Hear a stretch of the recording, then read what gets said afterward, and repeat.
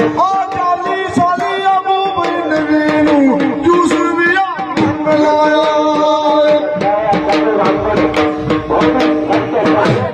40 ਸਾਲੀ ਅਬੂ ਨਵੀ ਨੂੰ ਜੂਸ ਵੀ